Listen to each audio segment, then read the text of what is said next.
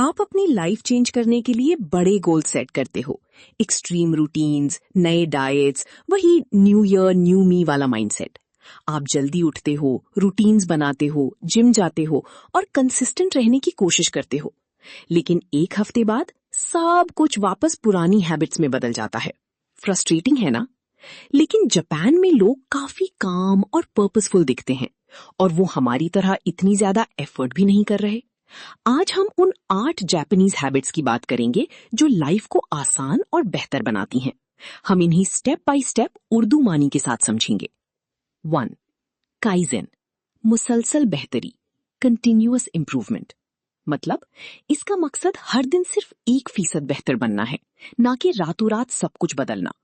Detail, अगर आप fitness चाहते हैं तो 1 घंटा जिम जाने के बजाय सिर्फ 1 पुशअप से शुरू करें। ये इतना आसान है कि आपका दिमाग इसे मना नहीं करेगा। जब हम मुसलसल बेहतरी पर फोकस करते हैं तो वक्त के साथ नतीजा बहुत बड़ा निकलता है, क्योंकि कंसिस्टेंसी हमेशा इंटेंसिटी को हरा देती है। 2. इकिगाई, मकसदी जिंदगी, अ रीजन फॉर बीइंग। मतलब वो वजह जो आपको सुबह उठने पर मजबूर करती है और जिंदगी को कीमती बनाती है। डिटेल, अपना मकसदी जिंदगी ढूंढने के लिए 4 सवाल पूछिए। आपको क्या पसंद है, आप किस चीज में अच्छे हो, दुनिया को क्या चाहिए और आपको किस चीज के पैसे मिल सकते हैं। जहां ये सब मिल जाएं, वही आपका असली मकसदी जिंदगी है। 3. हारा हाचीबू, 80% का उसूल, दी 80% रूल। मतलब खाना खाते वक्त पेट को पूरा भरने के बजाय थोड़ा खाली छोड़ देना।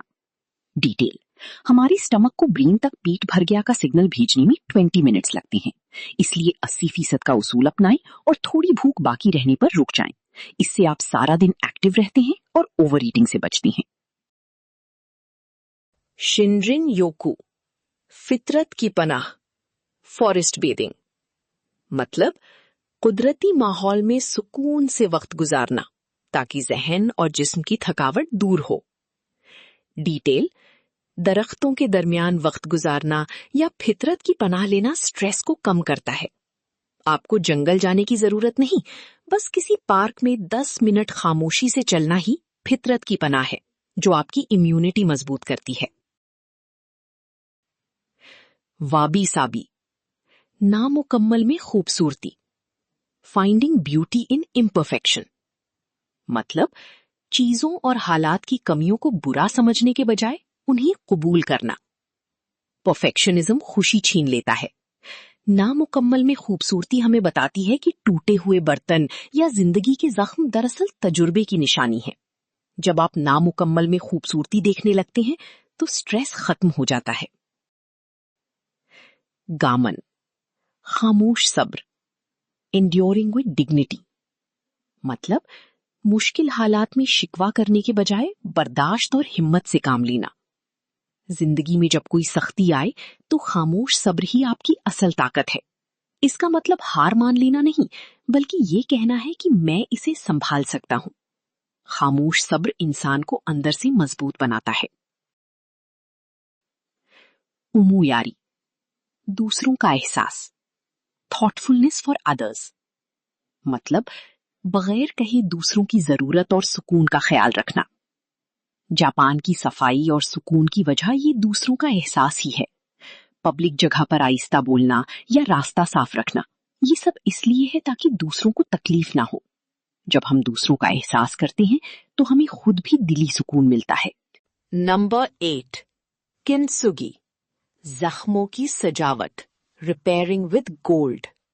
मतलब अपनी नाकामियों और दुखों को छुपाने के बजाय उन्हें अपनी शख्सियत की जीनत बनाना। डिटेल, जब कोई बर्तन टूटता है तो उसे सोने से जोड़ा जाता है ताकि दरारें चमकें। वैसे ही आप अपने दुखों को जख्मों की सजावट समझें। हीलिंग पुराने जख्म मिटाती नहीं, बल्कि उन्हें एक नई और कीमती शक्ल दे देती है। तो दोस्तों, ये थी वो 8 जापानीज हैबिट्स जो आपकी जिंदगी को पहले से ज्यादा पुरसुकून और कामयाब बना सकती हैं। याद रखिए, ये हैबिट्स कोई जादू या शॉर्टकट नहीं है, बल्कि एक मजबूत बुनियाद है, फाउंडेशन है। मुसलसल बेहतरी, काइजेन, हर दिन 1% बेहतर बनने के लिए। मकसदे जिंदगी, इकिगाई, अपने हर दिन को एक मीनिंग देने के लिए। जख्मों की सजावट, किंत्सुगी, अपने दुखों को अपनी ताकत बनाने के लिए। आपको ये सब एक साथ शुरू करने की जरूरत नहीं है। जापान का सबसे बड़ा सबक ही यही है, छोटा शुरू करें लेकिन रुके नहीं। इनमें से किसी भी एक हैबिट को चुनिए जो आपको सबसे ज्यादा पसंद आई और उसे आज से ही अपनी जिंदगी का हिस्सा बनाइए।